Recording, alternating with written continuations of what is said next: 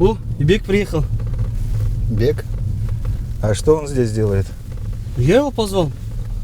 Мы же с ним партнеры.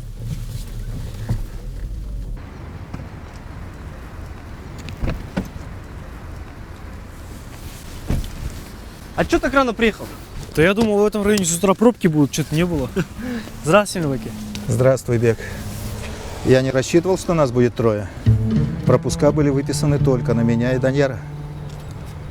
А сейчас их заказать нельзя? Да, конечно можно. Да, пап? Да. Надо только в приемную позвонить, потом в бюро пропусков. Но все это займет время. А у нас встреча через 5 минут. Ясно. Ну, в принципе, мое присутствие же не критично. Да нет, лучше было бы, если мы вдвоем. Да нет, да, нормально все. Тем более, вы с Эмильбеки лучше справитесь. В цехе тоже дел много. Ладно. Увидимся. Да.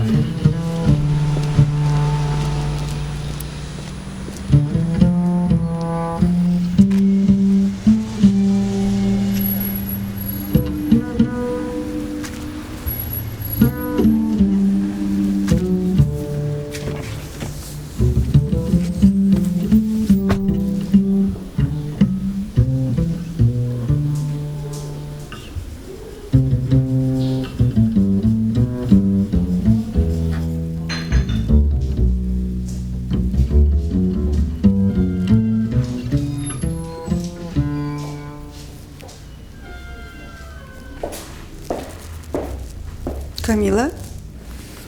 Индира? Простите, не знаю ваше отчество. Можно просто Индира. Рада с тобой познакомиться. Я тоже. Я ваша большая поклонница. Мы в студенчестве ходили к вам на экскурсию в цех. Только вот откуда вы меня знаете? У меня здесь встреча с Алисой назначена. Я попросила Алису познакомить меня с тобой. Она не смогла прийти, вот я пришла одна. Теперь понятно. А я подумала... Давай пройдемся.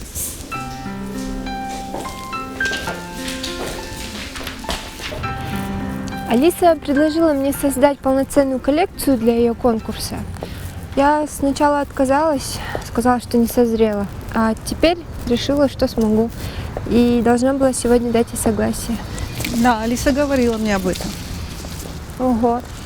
Теперь сама Индира Исаева будет меня уговаривать? Вообще-то я пришла сказать тебе, что тебе пока не стоит уходить в самостоятельный фэшн-дизайн. Почему? Тебе нравится твоя работа? Конечно. У нас интересная команда. С нашими мальчишками не соскучишься. Но палатки для МЧС и школьная форма, наверное, это не то, о чем ты мечтала. К чему вы ведете? Уйти не хотела? Уйти? Зачем? Да и куда? Проблема вашего поколения в том, что вы не цените и не понимаете основ профессии. Вам, кажется, ткнул в страницу модного журнала, поменял цвет ткани, дал отшить какой-то безымянной швее. Дорога, это не дизайн. Кстати, вы-то теперь и модный журнал не смотрите. Все фэшн-аккаунты в Инстаграме рассматриваете. Даже не знаю, что вам на это ответить. Я видела твою коллекцию в шоуруме. У тебя есть потенциал, но тратишь ты его впустую. Ну, создашь ты коллекцию. Ну, может, научишься чему-то интуитивно. Но к мастерству можно прийти не на ощупь, а точно зная путь. Не уверена, что в данный момент мне это интересно. Мне пока нравится, где я нахожусь. Подумай.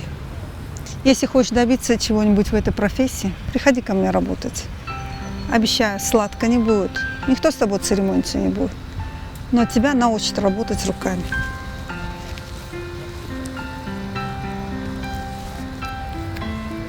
Всего хорошего, Камиль.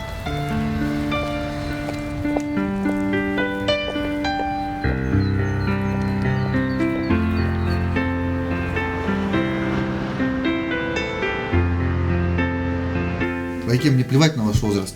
Если работать не можете, не работайте. Увольняйтесь сегодня же. Если работать не умеете, то оставляйте заявление по собственному желанию.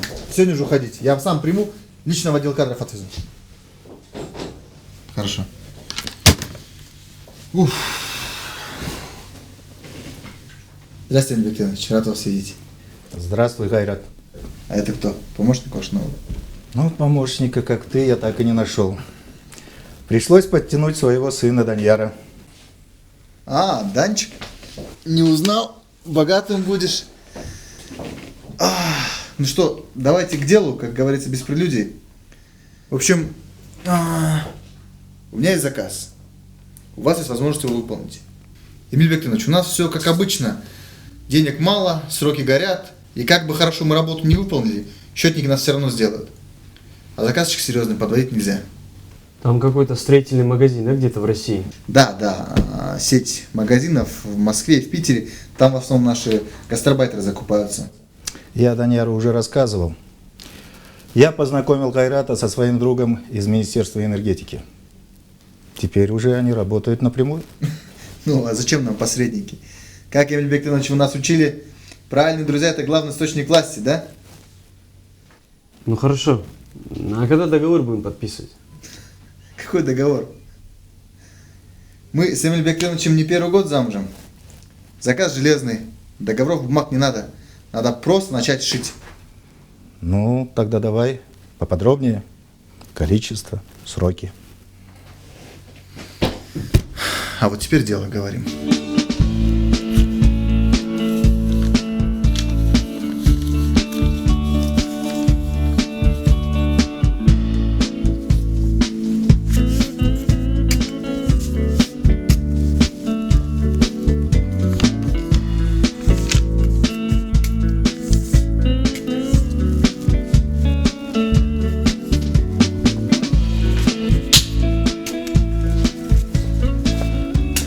Привет. Привет. Это же мои эскизы? Ты же сама их рисовала.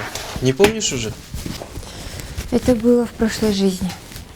Еще до спецодежды и школьной формы. Короче, у меня есть к тебе предложение. Даже не предложение, а решение. Я решил дать тебе пинка.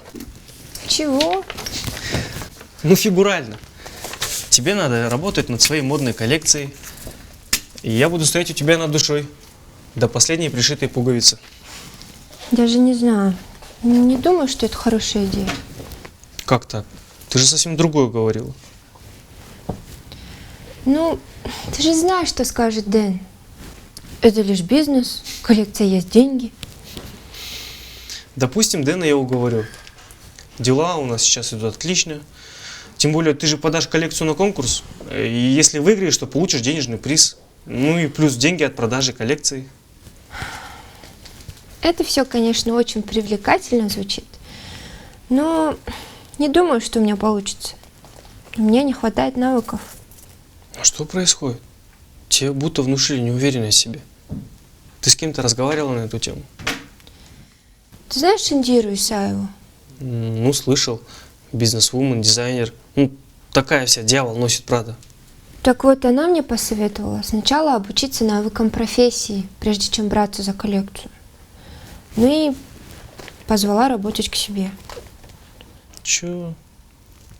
Слушай, ты что, не знаешь таких женщин? Они же питаются энергией и талантом молодых девушек. Если бы ты себя ничего не представляла, она бы не предложила тебе работу. А теперь она пытается снизить твою самооценку, чтобы использовать тебя. Думаешь? В общем, если не возьмешься за коллекцию, сам ее отправлю на конкурс.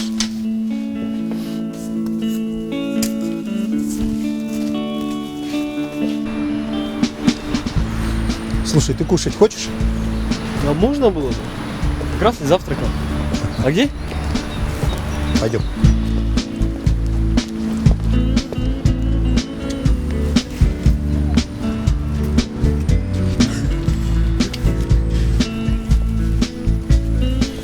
Сто лет не ел этой отравы.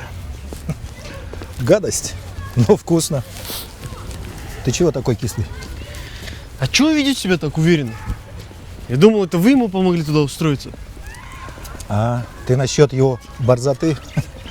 Крошечная власть в руках маленьких людей всегда раскрывает у них худшие качества.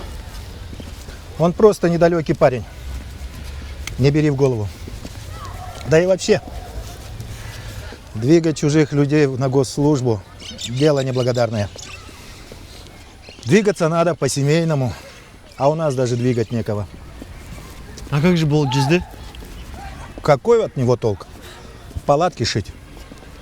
5 лет уже он сидит на одном и том же месте. Никакого движения по карьерной лестнице. А если бы ты пошел на госслужбу, у всей нашей семьи дела бы пошли в гору. Я на госслужбу? Да прекращайте, пап. Ты думаешь, я шучу? Ну а как же еще? Вы видите меня чиновником?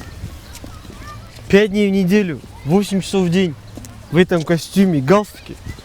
Да не, это не мое. Мне нравится моя свобода. Мой бизнес с друзьями. Свобода – это больше, чем возможность спать до обеда. Ладно, мы еще поговорим на эту тему. Тебе куда? В цех?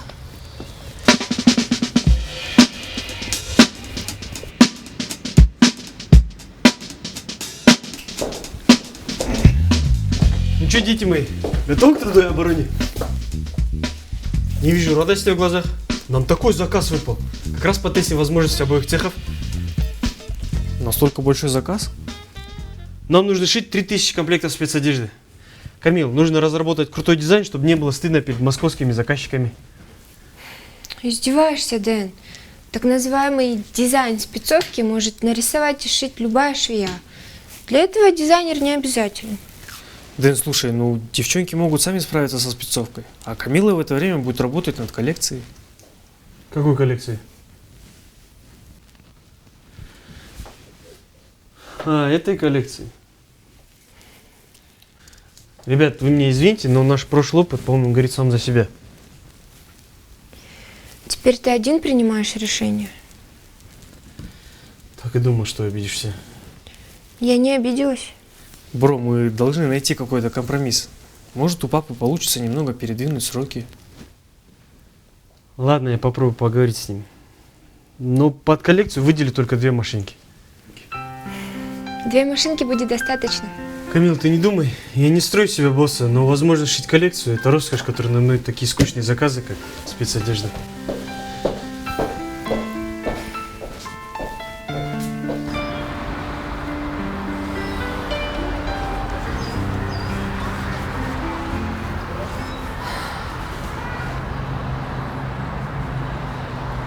Спасибо, что поддержал меня и уговорил Дэна. Так, давай не будем шептаться, будто у нас заговор против Дэна. Вообще это было не бесплатно. В смысле? С тебя мороженое. Ну ладно. Классная погода. Да.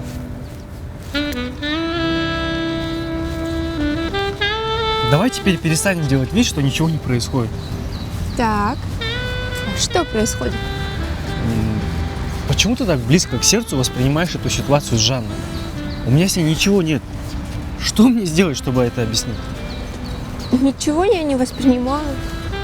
Просто мне кажется, что ты не готов к новым отношениям. Ой, кто-нибудь убейте меня. Извините, можете меня убить? Че, придурок? Бег. Если ты действительно оставил ее в прошлом, то не надо срываться по первому ее звонку. Мне все равно, Жанна это или кто-либо другой. Не трать мое время, если ты не хочешь идти вперед. Кам, я не дурак. Теперь все будет по-другому. Надеюсь.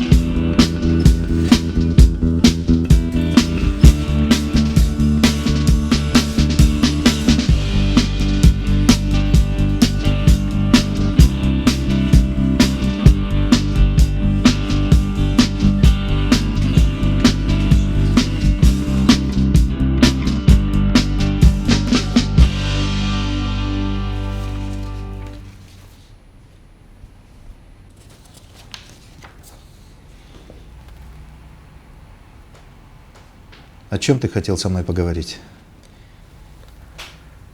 Насчет заказа. А что с ним? Запустили уже? Да, мы шьем уже вовсю. Просто я хотел спросить, нельзя ли подвинуть сроки? Не успеваешь? Ты же сказал, теперь у тебя 2 цеха. Да, но один частично занят. Там Камила работает над своей коллекцией. Над своей коллекцией в твоем цехе? И ты считаешь это нормально? Не, ну не то, что... Даньяр, это твой цех? Да. Они вкладывали деньги в него? Нет. Но они твои партнеры. Да. Странно ты ведешь бизнес, сынок. Я, конечно, не знаю всех нюансов, но твои партнеры меня просто поражают. Деньги не вкладывают, убытки не делят, свои дела проворачивают, еще и командуют. Ну, пап, Ты меня послушай, я тебе плохого не посоветую. Ты должен показать, кто в цехе хозяин.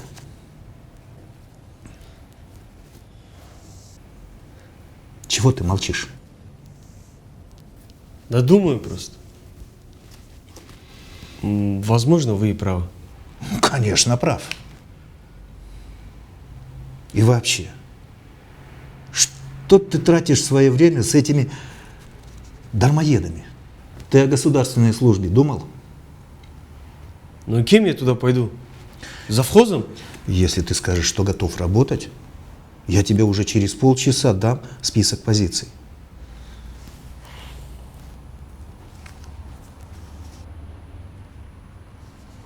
Подумай.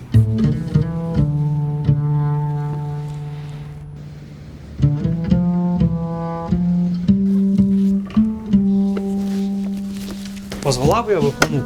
Ничего страшного, я привыкла с ней таскаться.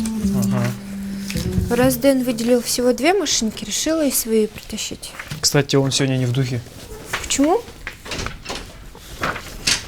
Ну, Камила пришла, наконец-то. И машинку принесла. Молодец. Все для фронта. Эту машинку я принесла для своей коллекции. А я думал, наша общая первоначальная задача – это спецодежда. Заказ большой, сроки поджимают. Шить спецодежду на этой машинке я не буду. А ничего то, что ты мне в цехе работаешь? О, Дэн, давай спокойно обсудим все. Ладно, обещал выделить 2 машинки. От своих слов не отказываюсь. Ну так нельзя.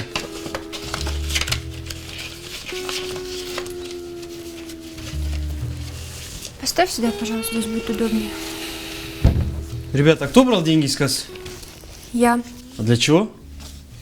Для своей коллекции? Да, для коллекции. Камила, все денежные вопросы ты должна решать со мной. То есть ты, когда влезаешь в свои аферы, не должен обсуждать с нами эти вопросы?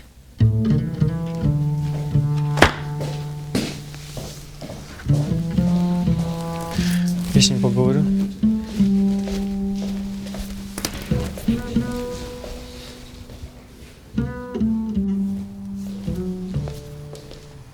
Как ты, бро? Че психуешь? Да блин, сроки горят, пахан напрягается. А я только-только с ним отношения наладил. Так не хочется подводить его. Ну да. Ну ты с Камилой полегче. Девушка все-таки. Да надоело. Палатки шить не хочет. Школьная форма неинтересна. Спецодежда он вообще ниже ее достоинства. Дизайнер, блин. Ну ее тоже можно понять. Она из банка уволилась. Пришла за одним, а получила другое. Быстро она тебя хомутала. Че? Тогда в тебе говорила Жанна, сейчас тебе говорит Камила. Ты-то сам что думаешь, а, Бек? А в тебе сейчас говорит твой отец, точно не ты. Ты моего отца не приплетай сюда. Он-то сразу понял, что к чему. А он обо мне беспокоится. Ладно, Дэн, поговорим в другой раз. Ты сейчас явно слушать не хочешь.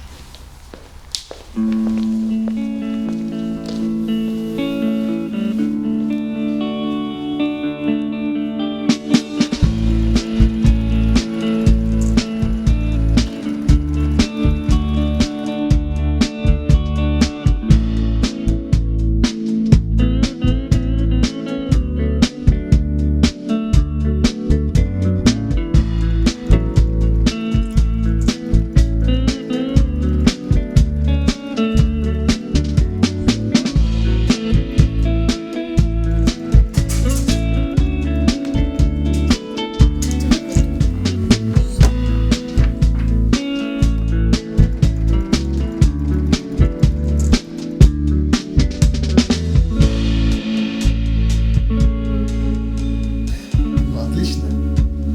Очень рад, что вам все понравилось. Но мы же азиаты, народ шустрый, сами знаете.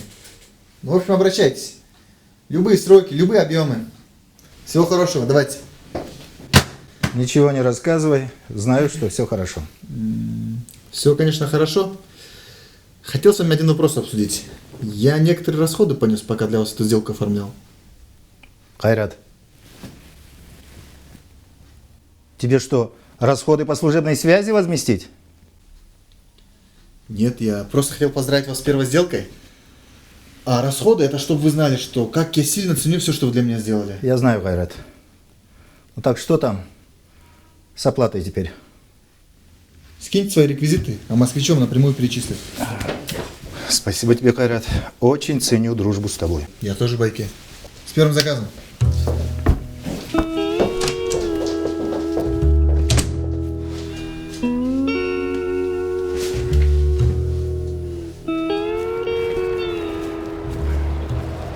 Заказ сделали. Скоро получим деньги. Для первого раза неплохо поработали вместе, как считаешь? Да? Неплохой семейный бизнес. И если говорить о настоящем семейном бизнесе, Вы все о работе в министерстве? не будь так категоричен. Не, я не говорю нет. Просто бесит, что всякие придурки, которым мы помогали устроиться, относятся к вам без уважения. Наверное, я бы попробовал поработать.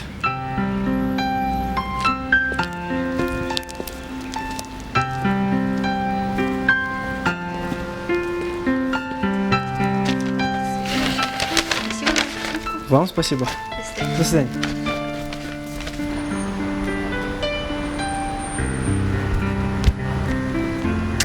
Кам, привет, ты в цехе? Да? Ну, можем вместе пообедать. Все, сейчас приеду.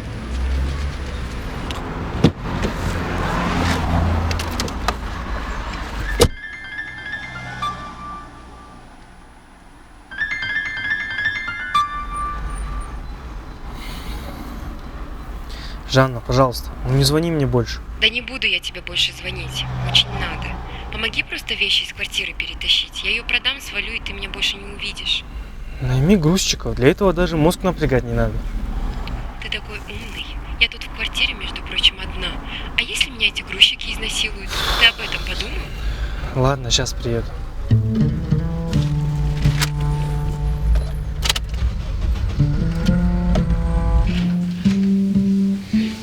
Ну что, не мог сразу прийти? Цену себе набил столько. Пацаны, заходите. Здравствуйте. Жанна, этих ребят я знаю лично. Они тебя точно не изнасилуют. Все, давай. Бигджан, Слушай, откуда столько важности в тебе? Мы что, теперь совсем чужие люди? Жанна, что ты от меня хочешь? Да ничего не хочу от тебя, человеческого отношения хочу. Ходишь как королева. Когда ты меня бросила, я думал, что жизнь закончилась. Но потом я понял... Слушай, я благодарен тебе за все, что у нас с тобой было. Но то, что ты меня бросила, это лучшее, что ты сделала для меня. Я нашел свой путь в жизни, нашел себя. У меня в жизни сейчас все хорошо. Ага, настолько хорошо, что зазнался. Живешь в Бишкеке, а понты круче московских. Мы оба прекрасно знаем, что я тебе не нужен. Тебя просто бесит, что у меня в жизни все хорошо без тебя. Знаешь, я не удивлюсь, если у тебя в Москве уже давно кто-то есть. Знаешь, это не важно. Жанна, я сейчас счастлив и искренне желаю тебе того же. Пока.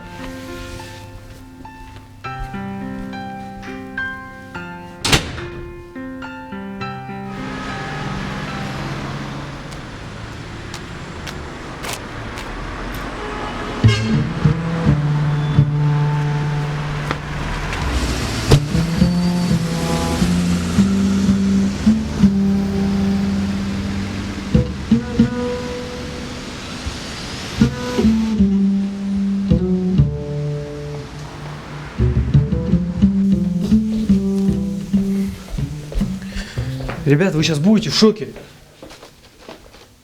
Камила, это тебе. Ты сейчас сам удивишься. Дэн, скажи ему. Что случилось? Бек, мне трудно говорить об этом еще раз. Я хочу, чтобы вы меня правильно поняли. Я не держу никаких обид. Да, мы с вами поссорились в тот раз. Ну, с кем не бывает. Но это все очень показательно. И у меня такое ощущение, то, что мы двигаемся не в том направлении. И вообще я решил попробовать себя на госслужбе. Госслужба? Это что, шутка? Бро, я решил закрыть цех. Наверное, это правильно. Ребята, вы чего?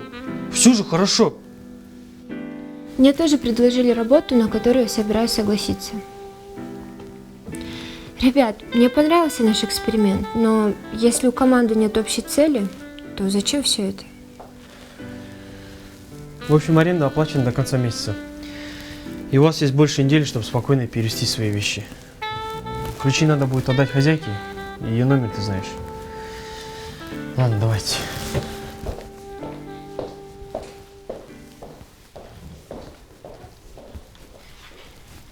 Не, ну ладно, Дэн. Но ты тоже действительно считаешь, что закрыть цех это лучший вариант? А какие у тебя идеи? Это ведь цех Дэна, и изначально он нас приглашал сюда поработать. Это был лишь вопрос времени, когда он наиграется с этой игрушкой и найдет себе новую. Нет, это другое. Дэн изменился. Он ни над одним проектом так долго не работал. Он поймет, что госслужба не для него. Спасибо за цветы. А чем ты хотел нас удивить? Помнишь того султана, который кинул Дэна на крупную сумму? С этими стиральными машинками? Киргизия. Да. Вот он сейчас, оказывается, самый молодой директор строительной компании. Я же его видел. Ну, не лично его, а на рекламном щите. Прикинь, вот аферист, а? Иду я, короче, от Жанны и смотрю. От Жанны? А когда вы с ней виделись? Впрочем, не важно. Камила, послушай. Кам, ну зачем нам эта сцена? Я встречался с ней, чтобы сказать, что между нами все кончено. Я ей объяснил, что она мне не нужна. Понимаешь? Да какая разница? Я ведь так и знала, что так будет. Что ты обязательно найдешь повод с ней увидеться.